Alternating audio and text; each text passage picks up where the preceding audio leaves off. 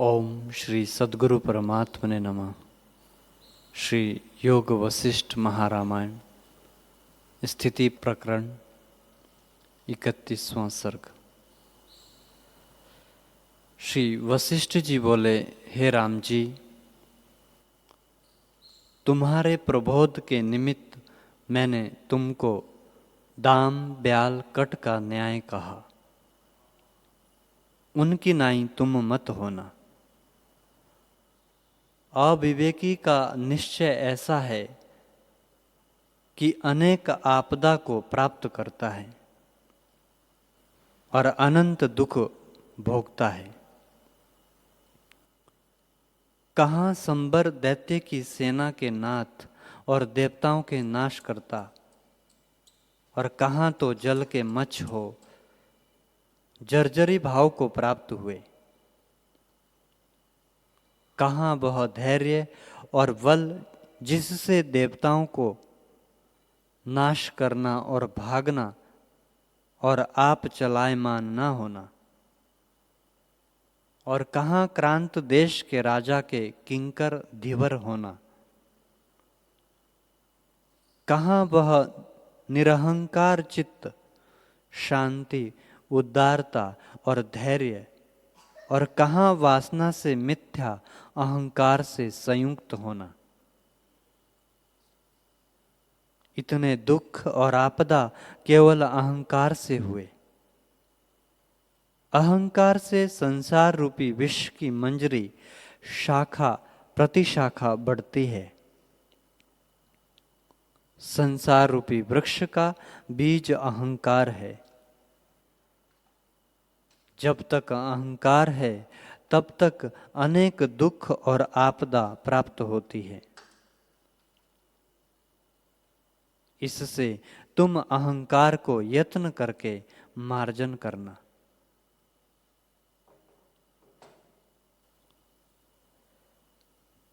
मार्जन करना यह है कि अहम वृत्ति को असत रूप जानो कि मैं कुछ नहीं। इस मार्जन से सुखी होंगे। हे राम जी, आत्म रूपी अमृत का चंद्रमा है और शीतल और शांत रूप उसका अंग है। अहंकार रूपी मेघ से वह अदृष्ट हुआ नहीं भासता। जब विवेक रूपी पवन चले तब अहंकार रूपी बादल नष्ट हो और आत्म रूपी चंद्रमा प्रत्यक्ष भासे। जब अहंकार रूपी पिशाच उपजा तब तो दाम ब्याल कट तीनों माया रूप दानव सत होके अनेक आपदाओं को भोगते हैं। अब तक वे कश्मीर के ताल में मच्छ रूप से पड़े हैं और सिवाल के भोजन करने को यत्न करते हैं। जो अहंकार ना होता तो इतनी आपदा क्यों पाते। राम जी बोले, हे भगवान, सत का अभाव नहीं होता और असत का भाव नहीं होता। असत दाम ब्याल कट सत कैसे हुए। वशिष्ठ जी बोले, हे राम जी, इस प्रकार है कि जो सत नहीं सो भान नहीं होता, परंतु कोई सत को असत देखता है और कोई असत को सत देखता है। जो स्थिति है इसी युक्ति से तुमको प्रबोध करूंगा। राम जी ने पूछा, हे भगवान, हम तुम जो ये सब हैं वे सत्य रूप है और दाम आदिक माया मात्र असत रूप थे। वे सत कैसे हुए यह कहिए।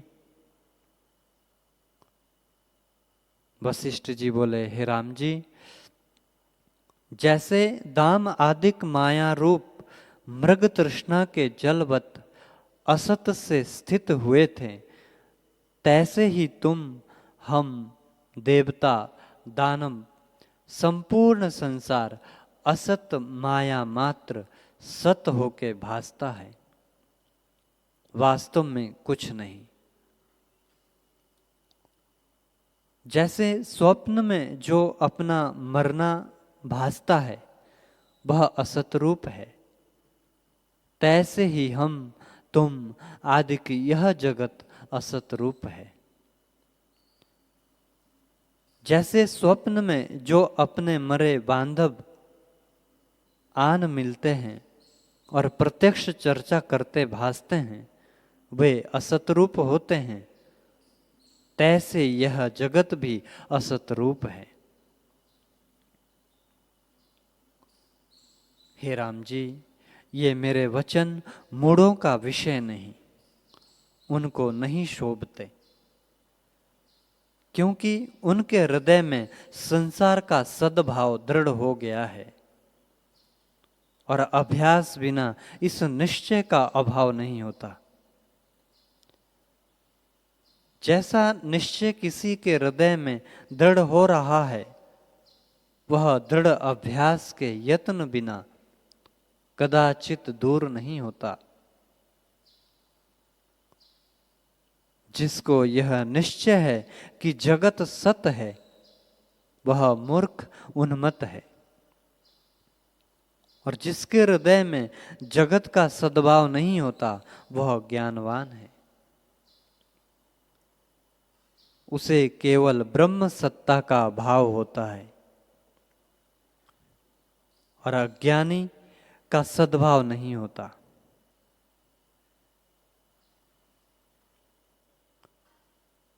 उसे केवल ब्रह्म सत्ता का भाव होता है और अज्ञानी को जगत भासता है।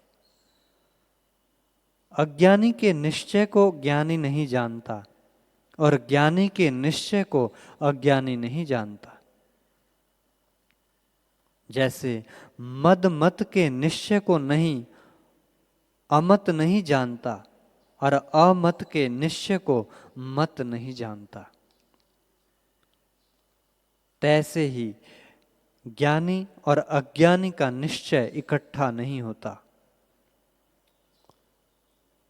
जैसे प्रकाश और अंधकार, धूप और छाया इकट्ठा नहीं होती, तैसे ही ज्ञानी और अज्ञानी का निश्चय एक नहीं होता। जिसके चित्त में जो निश्चय है, उसको जब वही अभ्यास और यत्न करके दूर करे तब दूर होता है, अन्यथा नहीं होता। ज्ञानी भी अज्ञानी के निश्चय को दूर नहीं कर सकता। जैसे मृतक की जीव कला को मनुष्य ग्रहण नहीं कर सकते कि उसके निश्चय में क्या है, जो ज्ञानवान है उसके निश्चय में सर्व ब्रह्म का भान होता है और उसे जगत द्वैत नहीं भासता, और उसी को मेरे वचन शोभते हैं। आत्म अनुभव सर्वदा सतरूप है और सब असत पदार्थ है। ये वचन प्रबुद्ध के विषय हैं और उसी को शोभते हैं। अज्ञानी को जगत सत भासता है, इससे ब्रह्मवाणी उसको शोभा नहीं देती। ज्ञानी को यह निश्चय होता है कि जगत रंच मात्र भी सत्य नहीं, एक ब्रह्म ही सत्य है। यह अनुभव बोधवान का है, उसके निश्चय को कोई दूर नहीं कर सकता कि परमात्मा से व्यतिरेक यानी भिन्न कुछ नहीं। जैसे सुवर्ण में भूषण भाव नहीं, तैसे ही आत्मा में सृष्टि भाव नहीं। अज्ञानी को पंचभूत से व्यतिरेक कुछ नहीं भासता। जैसे सुवर्ण में भूषण नाम मात्र है, तैसे ही वह आपको नाम मात्र जानता है। सम्यक दर्शी को इसके विपरीत भासता है। जो पुरुष हो के कहे मैं घट हूं, तो जैसे यह निश्चय उन्मत्त है, तैसे ही हम तुम आदिक भी असत रूप है। सत वही है जो शुद्ध संबित बोध, निरंजन, सर्वगत, शांत रूप, उदय व अस्त से रहित है।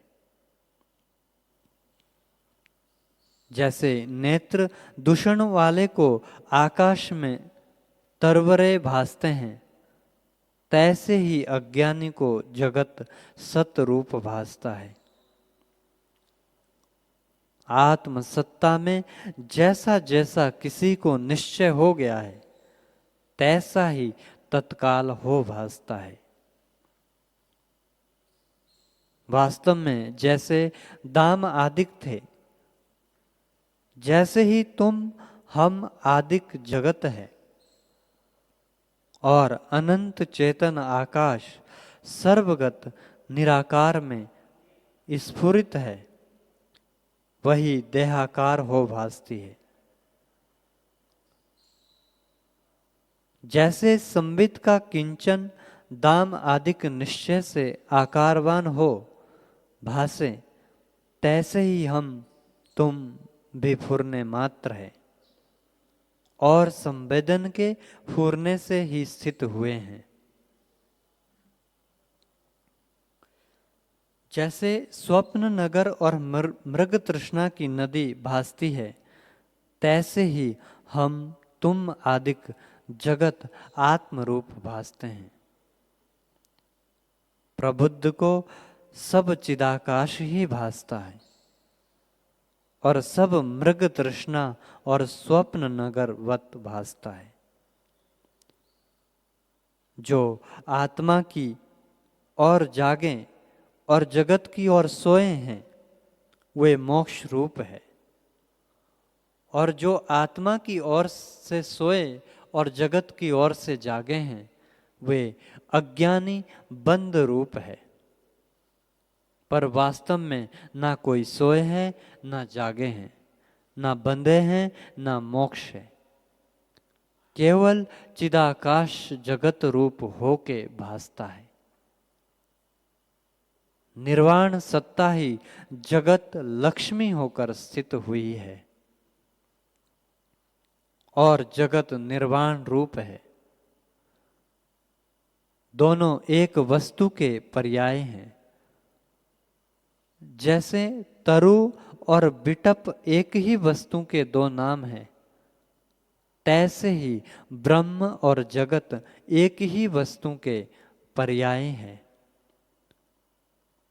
जैसे आकाश में तरवरे भासते हैं और है नहीं, केवल आकाश ही है, तैसे ही अज्ञानी को ब्रह्म में जो जगत भासते हैं, वे है नहीं, ब्रह्म ही है।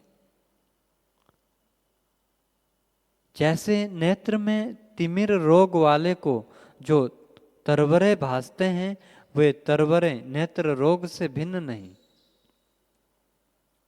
तैसे ही अज्ञानी को अपना आप चिदाकाश ही अन्य रूप हो भासता है। वह चिदाकाश सर्व और व्यापक रूप है और उससे भिन्न जगत असत है। सत्य रूप एक विस्तृत आकार, महाशिलावत, घन स्वच्छ, निस्पंद, उदय अस्त से रहित वही सत्ता है। इसलिए सर्व कलना को त्याग कर उसी अपने आप में स्थित हो। राम जी ने पूछा, हे भगवान, असत सत की नाई होके जो स्थित हुआ है, वह बालक को अपनी परछाई में वैतालवत भासता है। सो जैसे हुआ तैसे हुआ, आप यह कहिए कि दाम ब्याल कट के दुख का अंत कैसे होगा। वशिष्ठ जी बोले, हे राम जी, जब उनको यमराज ने अग्नि में भस्म कराया तब यमराज से किंकरों ने पूछा कि हे प्रभु, इनका उद्धार कब होगा। तब यमराज ने कहा, हे किंकरों, अब ये तीनों आपस में बिछुड़ जावेंगे और अपनी संपूर्ण कथा सुनेंगे, तब निसंदेह होके मुक्त होंगे। यह नीति है। राम जी ने फिर पूछा, हे भगवान, वह वृतांत कहाँ सुनेंगे, कब सुनेंगे और कौन निरूपण करेगा। वशिष्ठ जी बोले, हे राम जी, कश्मीर देश में कमलों से पूर्ण एक बड़ा ताल है और उसके निकट एक छोटा ताल है। उसमें वे चीर पर्यंत बारंबार मच्छ होंगे और मच्छ का शरीर त्याग करके सारस पक्षी होके कमलों के ताल पर रहकर कमल, कमलिनी और उत्पल आदि फूलों में विचरेंगे और सुगंध को लेते चीरकाल व्यतीत करेंगे। देव संयोग से उनको पाप नष्ट होंगे। बुद्धि निर्मल हो आवेगी, तब तीनों आपस में बिछुड़ जावेंगे और युक्ति से मुक्ति पावेंगे। जैसे राजस तामस सात्विक गुण आपस में स्वच्छित बिछुड़ जाते हैं, तैसे ही वे भी स्वच्छित बिछुड़ जावेंगे। कश्मीर देश में एक पहाड़ है, उसके शिखर पर एक नगर बसेगा, जिसका नाम प्रद्युम्न, और उस शिखर पर कमलों से पूर्ण एक ताल होगा जहां राजा का एक स्थान होगा और ईशान कोण की ओर उसका मंदिर होगा। उस मंदिर के छिद्र में ब्याल नामक दैत्य आल्य बना चिड़िया होकर रहेगा और निरर्थक शब्द करेगा। उस काल में श्री शंकर नाम राजा गुण और भूति से संपन्न मानो दूसरा इंद्र होगा और उसके मंदिर के छत की कड़ी के छिद्र में दाम नाम दैत्य मच्छर होकर भू भू शब्द करता विचरेगा। कट नाम दैत्य वहां क्रीड़ा का पक्षी होगा और रत्नों से जड़े हुए पिंजड़े में रहेगा। उस राजा का नरसिंह नाम मंत्री बड़ा बुद्धिमान होगा। जैसे हाथ में आंवला होता है, तैसे ही उस मंत्री को बंध और मुक्ति का ज्ञान प्रसिद्ध होगा।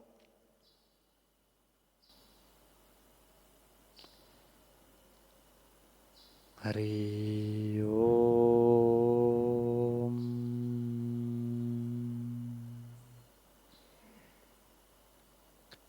ओम सहनावतु सहना भुनक्तु सह वीर्यं करवावहै तेजस्विनामधीतमस्तु मा विद्विषावहै। ओम शांति शांति शांति। श्री सद्गुरुदेव भगवान की जय।